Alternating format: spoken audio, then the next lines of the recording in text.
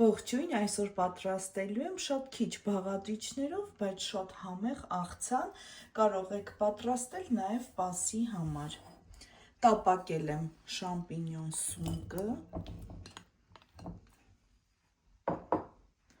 թեթև տապակել եմ կարմիր բուլղարական պղպեղը, գազարը երկար կտրատած, նույնպես թեթևակի տապակել եմ մի փոքր բուսայուղով։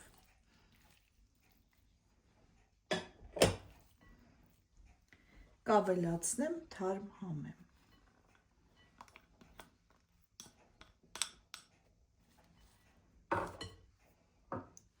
Կհամեմեմ աղով և սև պղպեղով։ Լավ կխառնեմ և մեր աղցանը պատրաստ է։ Վերջում էլ ավելացնում եմ մի փոքր քունջուտ։ Շատ գեղեցիկ, անչափ համեղ աղցան է։ Անպայման փորձեք։ Բարի ախորժակ ցտեսություն։